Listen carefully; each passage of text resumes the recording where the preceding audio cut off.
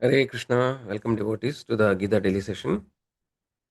Today we'll be discussing Bhagavad Gita, 14th chapter, 27th sloka. So I'd like to thank all devotees who are joining regularly. So let's start today's session by taking the blessings of Lord Jagannath, Baldev, Subhadra, Maya Sudarshan, Lakshmi Narasimhadev, Gaur Nitai Panchatattva. Let's pray that by their blessings we can understand the transcendental topics of Bhagavad Gita. So let's recite the prayers together. Om Atnanatimirandasya Jnananjana Shalakaya Chakshurunmilidam Yena Tasmai Shri Gurave Nama Namo Vishnupadaya Krishna Preshtaya Bhutale Srimade Bhakti Vedanta Swami Nitinamine Namaste Saraswati Deve Gauravani Pracharine Nirvishesha Shunyavadi Pashatireshtarine Jai Shri Krishna Chaitanya Prabhu Nityananda Shri Advaita Gadadara Shivasari Gauravakta Vrinda Hare Krishna, Krishna Krishna, Hare Hare, Hare Ram, Ram Ram, Hare Hare. So we'll dedicate a session to His Divine Grace A.C. Bhaktivedanta Swami Srila Prabhupada, founder Acharya of International Society for Krishna Consciousness, by whose mercy we can understand Bhagavad Gita and also able to apply it in practical way in our day-to-day life. So let's thank Srila Prabhupada. Srila Prabhupada ki jai. So today we'll be reciting 27th sloka from chapter 14. So please repeat along with me. ब्रह्मणो हि प्रतिष्ठाहम् अमृतस्य व्ययस्य च शाश्वतस्य च धर्मस्य सुखस्य ऐकान्तिकस्य च repetition ब्रह्मणो हि प्रतिष्ठाहम् अमृतस्य अव्ययस्य च शाश्वतस्य च धर्मस्य सुखस्य ऐकान्तिकस्य च. Translation by His Divine Grace Srila Prabhupada. Srila Prabhupada ki jai. And I am the basis of the impersonal Brahman, which is immortal, imperishable, and eternal, and is the constitutional position of ultimate happiness. What word meaning? Brahmana, of the impersonal Brahmajyoti. He certainly, Pradishta, that rest. Aham, I am. Amritasya, of the immortal. Avyasya, of the imperishable. Cha, also. Shashvatasya, of the eternal. Cha, and. Dharmasya, of the constitutional position. Sukasya, of happiness. Akantikasya, ultimate. Cha, also. So we'll repeat the translation again. And I am the basis of the impersonal Brahman, which is immortal, imperishable, and eternal, and is the constitutional position of the ultimate happiness. So we'll go into the shloka in more detail. So let's understand the context where we are. So right now we are discussing chapter 14th of 14th of Bhagavad Gita, and this is the last shloka. Today we are discussing is 26. So yesterday we saw 27. Sorry, 27. Yesterday we saw 14:26, where we saw how the Lord actually is declaring that by undeviated devotional service or bhakti, one can transcend the three modes of material nature. So the 14th chapter is essentially about the three modes of material nature. So yesterday we also saw in detail about the three modes, right? Different examples. So today, the last sloka, the Lord actually establishes, Lord's talk about the Brahman, and also he establishes that the Brahman is not independent, but is rests on Lord's energy. Right? So the Lord actually is the source of Brahman. So that is what the shloka, this shloka we have seen previously in when we discussed other shlokas, where actually Krishna says that Brahmano hi pratishtaham. So the Brahman is not independent, right? It is resting on the Lord's energy. So that way the Lord actually is the source of the Brahman. So that is the essential meaning of the today's shloka. So let's see the key points here.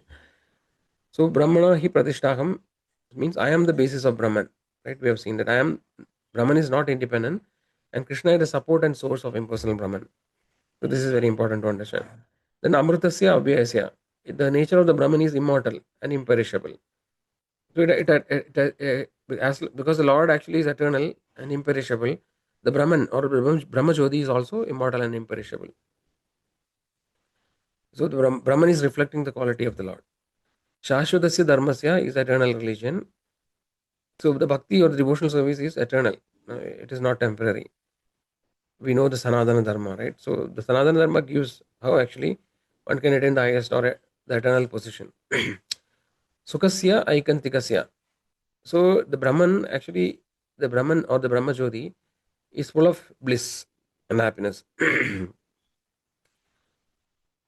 Because Brahman is full of bliss because the Lord actually is blissful. No, again, no, because the Brahman is not independent, we have to understand that the happiness is of the Brahman is coming from the Lord actually.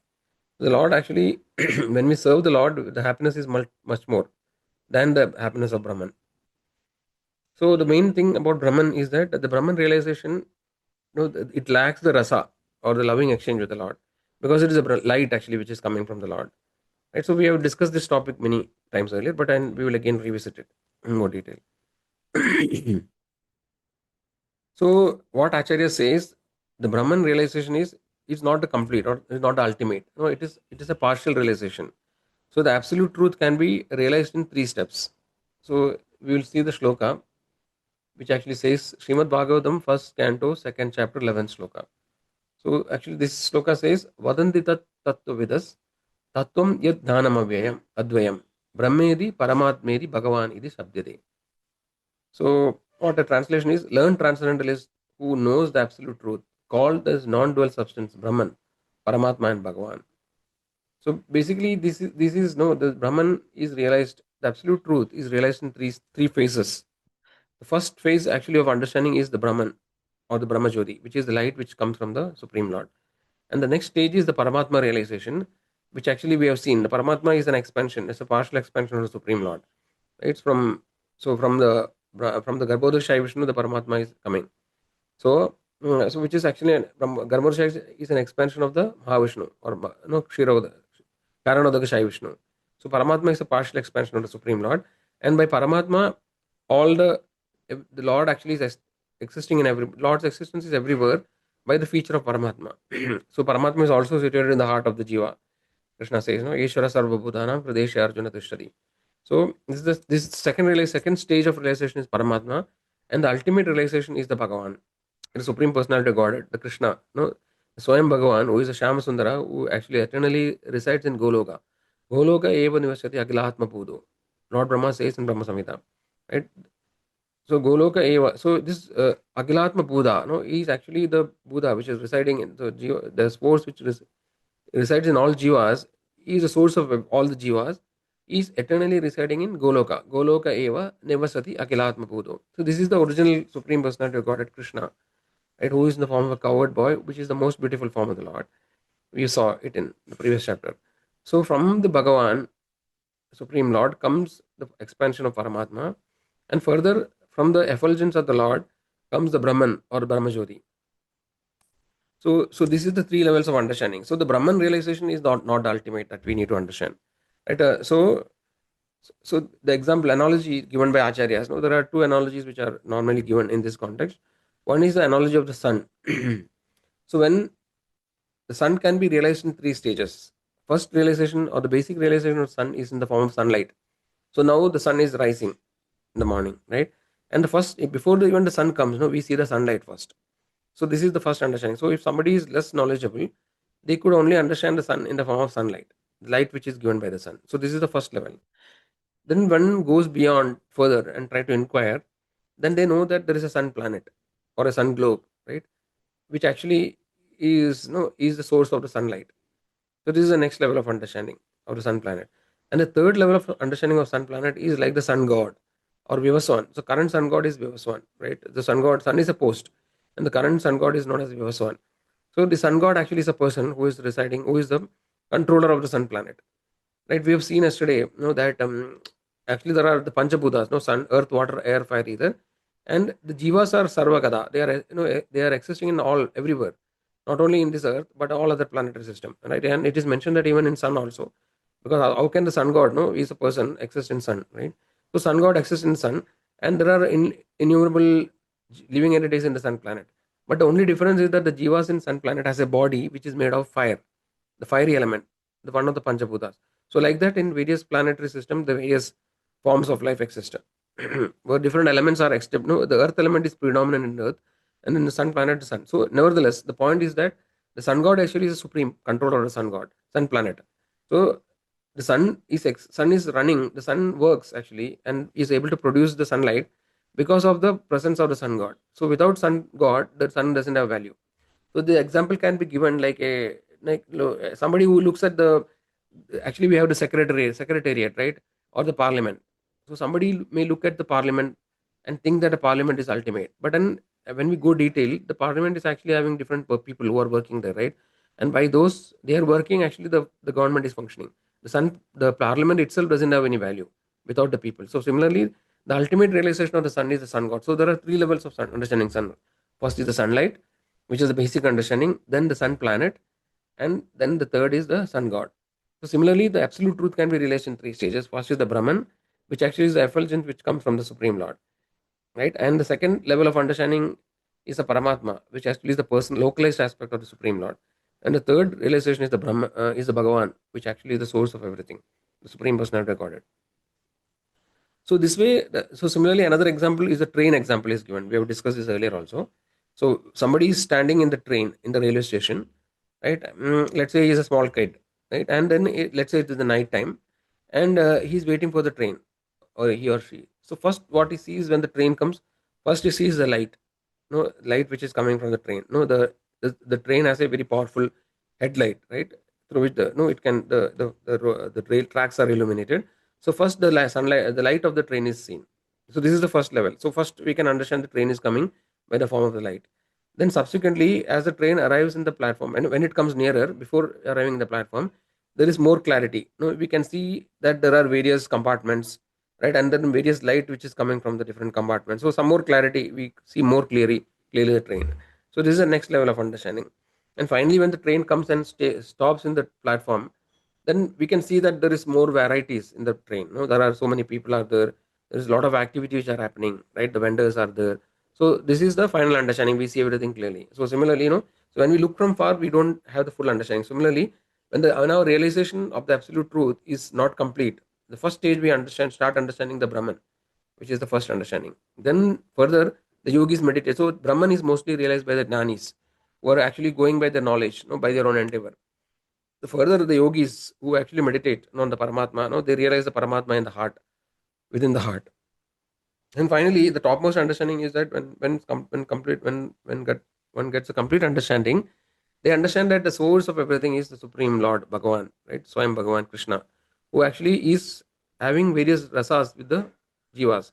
He's enjoying transcendental pastimes in the supreme planet of Goloka Vrindavan, right? Where actually there are different friends like Gopas, the Gopis, right? So he exchanges transcendental rasa with the devotees. So this is the Supreme Lord ultimately. So a person who is seeking the absolute truth, his ultimate destination is the Bhagavan.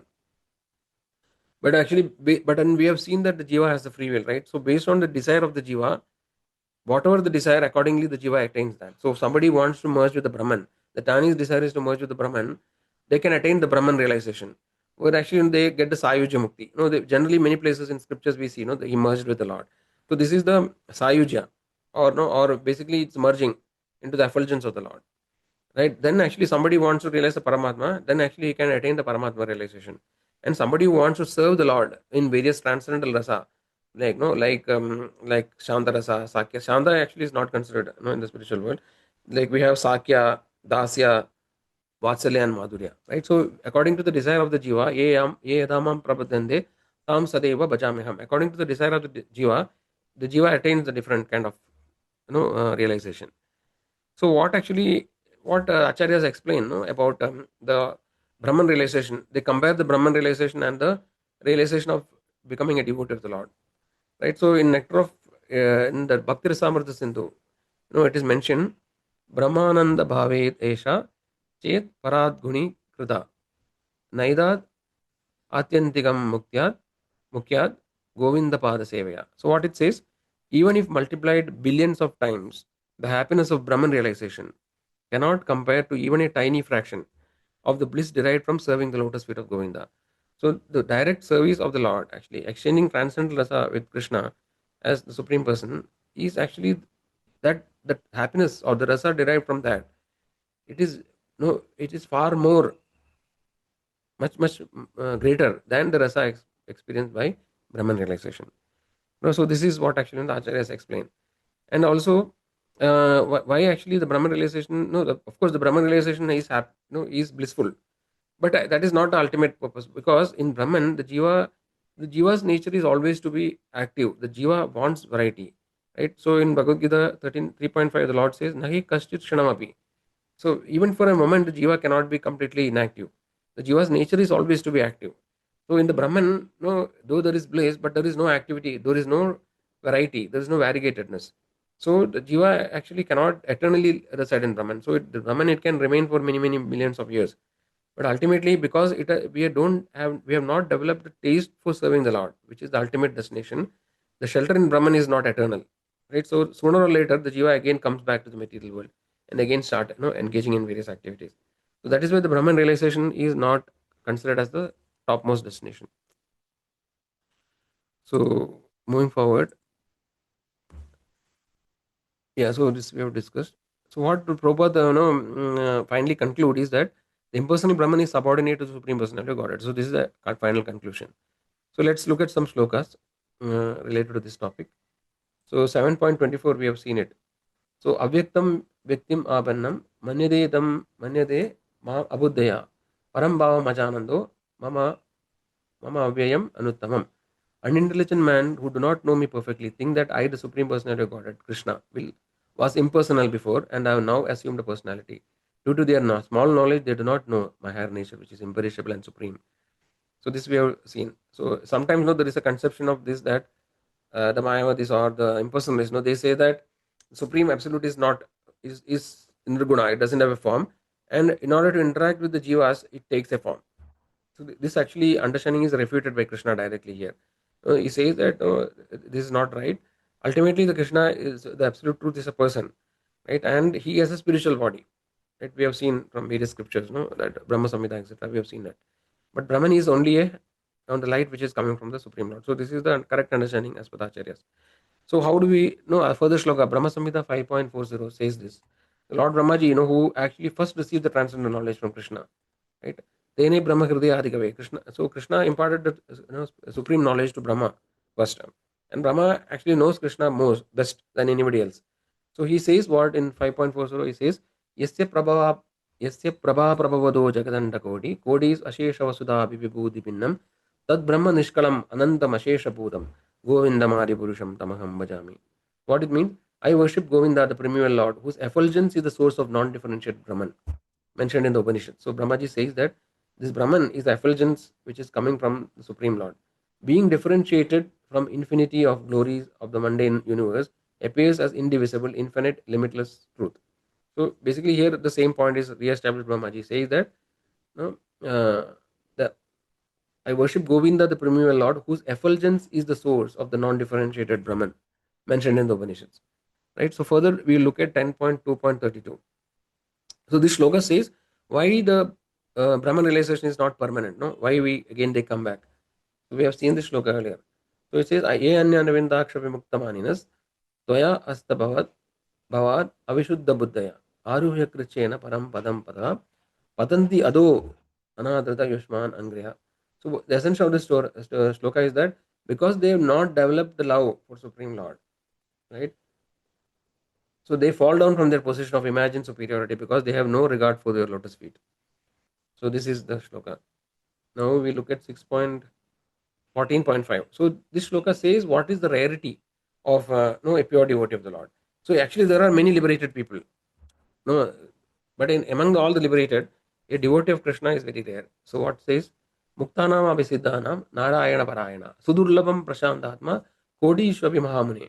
Oh great sage, among many millions of who are liberated and perfect in knowledge of liberation, one may be a devotee of Lord Narayana or Krishna. Such devotees who are very fully peaceful are extremely rare. So this is very rarely attained actually. The devotion service to the Lord. It's very rare. So Srimad Bhagavatam 3:29-13. So here it says talks about various kind of liberation. Salogya sashti samipya sarupya gantivam abhyuta diyamanam na grinanti vina amat sevanam jana. So what is mentioned? A pure devotee does not accept any kind of liberation like Salogya, Sashti, Samipya, Sarupya, or Ekatva, even though they are offered by Supreme Personality of Godhead. So what it is mentioned actually, so basically a devotee is looking beyond liberation. So liberation is getting freed from cycle of birth and death. But actually a pure devotee of the Lord wants the service of the Lord. So if he gets the service of the Lord, even in material world, he's happy with that. He doesn't, he's not keen to go to spiritual world. Wherever he is, he wants to serve the Lord. So this is a very elevated position of understanding. But the point here it is that the various kind of liberation actually is considered as inferior, right? Or it is not fully valuable unless there is personal service to the Lord. So that way, the personal service of the Lord or devotional service is established as the supreme. Okay, so now we look at the example, no, of four Kumaras. So four Kumaras actually are the, one of the first created living beings by the Brahmaji. So they are born from the mind of Brahma, the four Kumaras. And the four Kumaras, they are mentioned, they are liberated from the birth. No? So and then they remained in that position. So they are always children. Like no, they never grow up beyond that age because they don't want to get entangled in the material affairs, right? So initially Brahmaji want to increase the population of the world, right? So this is the Brahma's responsibility because Brahma is a servant of the Lord, and no, he is a devotee of the Lord also. Our current Brahmaji is a devotee of the Lord, and he has to execute the orders of the Lord. So Lord actually decided that material world needs to be created for the jiva who wants to enjoy, right? And Brahmaji has to create the population here. So Brahma want to increase the population, and he asked his sons to the four Kumaras to increase. But then the four Kumaras will deny because they know that once we get into the family life, right, they become entangled in the material world. So they don't want to get entangled. So Brahmaji becomes angry, and from the anger, actually, it is mentioned Lord Rudra is born. So anyway, so the four Kumaras are Sanaga, Sanandana, Sanadana, and Sanat Kumara. So these are the four sons, and then they were liberated from the very beginning. No, they are actually Nanis, and then they were attracted to the impersonal concept of the Lord. No, they want to merge with the Brahman. So they want to be impersonal. They became attracted to the impersonal feature of the Lord, the Brahman feature, and then they performed meditation and austerities for many millions of years. But once they approached Lord, actually, they want to visit the Lord Vishnu's abode in Vaikuntha, and then they visit the Lord Vishnu's Vaikuntha abode. And then we know that story, where the gatekeepers of the Vishnu were Jaya and Vijaya. They actually stopped the Kumaras, right? And then the Kumaras become angry and they curse them, and the Vijaya and Vijaya become they take the three births in the material world, right? First as Hiranyaksha and Hiranyakashipu, right? And then Shishupala, Dandavaktra, and Kumbhakarna and Ravana, right? So basically, these are pastimes of the Lord. So our focus is on the four Kumaras. So the four Kumaras, thus when they came to the word of Lord Vishnu, and the gatekeepers were cursed, then Lord Vishnu himself comes out to meet the Kumaras. So, and when the Lord Vishnu comes, right, the aroma of the tulsi leaves, which were resting on the feet of Vishnu, actually they enters the nostrils of the four Kumaras, and just by smelling the fragrance of the tulsi leaf, which is offered to Lord Vishnu, actually they developed the devotional service to the Lord, right? And then they understood that the personal service of the Lord is the topmost, right? And then they gave up the path of impersonal liberation, and then they became devotees of the Lord. So how do we know that became devotees of the Lord? Because the Kumaras actually are one of the propounders of the Bhakti path, right? And then it is mentioned that the Kumaras always are continuously hearing the Bhagavatam from the Ananda Shesha in the Vaikuntha planet. So this way, they became devotees of the Lord and they attracted to the personal feature of the Lord. So this way we can understand that such great personalities like the four Kumaras, right? They also, from their personal example, is establishing that the personal service of the Lord actually is the topmost, not actually, the Brahman realization, though it is an intermediate stage. So let us conclude today's topic. So what we saw today, we see that the Lord Himself, is declaring that Brahman actually is resting upon Him, right? Brahman is resting on the Lord's energy. So that means the Lord actually is superior to the Brahman, right? And He is the source of the Brahman.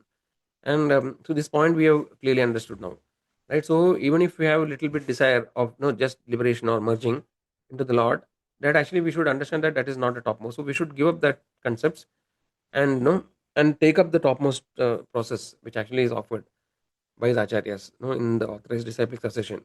So where actually our ultimate goal actually is to serve the Lord in his personal feature. Right? So this is the ultimate destination. So accordingly, we should rearrange or understand and accordingly start executing devotional service, starting with the chanting of the holy name. Right. So we have the ABCD, association. We need to associate with the devotees because we always need variety, and by association we can get the qualities of the people we associate. Right? So hence we need to have satsanga, association of devotees. So take every opportunity to associate with devotees. Then we have to get the spiritual knowledge by reading the books, Bhagavad Gita, Srimad Bhagavatam, chant the holy name of the Lord, which is the most important anga of bhakti. By chanting the holy name, Only by chanting the holy name, right? Actually, we can attain the highest perfection, right? There is nothing which is superior to the chanting of the holy name, because while chanting the holy name, because it is mentioned that the name or the holy names of the Lord, right, is non different from the Lord, because the Lord is absolute. When we chant the holy name of the Lord, it is mentioned the Lord is present in that, in the word, in the sound vibration, right? And this way, when we chant, we associate with the Lord in the form of sound, and that actually completely purifies us, and it actually removes all the obstacles in the path of bhakti, right? And we can make progress in the holy name and in the process of bhakti. So we need to chant. It's very important to start chant the holy name as early as possible, right? Because we don't know how much time is left, right? We have discussed it. So let us take the process very seriously, understanding no why it is important and what is the position of the Lord, right? And what is the ultimate goal. So this way we can change our life and transform and properly utilize this human form of life. Okay, with that I think we end the session today here. So anybody has any questions, devotees, they can unmute and ask. So meanwhile, let us chant the Hare Krishna mantra 3 times. Anybody wants to leave at this point, they can leave. If anybody has questions, they can continue. So let's chant the holy name of the Lord. Hare Krishna, Hare Krishna, Krishna Krishna, Hare Hare, Hare Rama, Rama Rama, Hare Hare, Hare Krishna, Hare Krishna, Krishna Krishna, Hare Hare, Hare Rama, Rama Rama, Hare Hare, Hare Krishna, Krishna Krishna, Hare Hare, Hare Rama, Rama Rama, Hare Hare. Hare Krishna devotee. Anybody has any questions? I hope. No, see, they always say the standard phrase. No, when somebody understands everything, then they do not have any questions. Or if they did not understand anything, then also they will not have any questions. I hope no, either of this is not the case, and hope that you are able to understand the topics. But no, yeah. So if you have any questions, please don't hold on to the question. No, please ask the question. So if you want to ask separately, you can message me or no. But in one thing, we always have to have faith in the Lord. No, this everything we may not understand in the beginning, right? It will take time. As we become purified, the Lord accordingly, the Lord reveals more and more about Him, and then we become more and more, established in the faith. But then, nevertheless, we should ask if some question is blocking us from proceeding. No, then I think we should try to clarify it. Okay, so I see no questions are there, so let us end here. So I would like to thank all devotees for joining regularly, and again we'll meet tomorrow. Hare Krishna.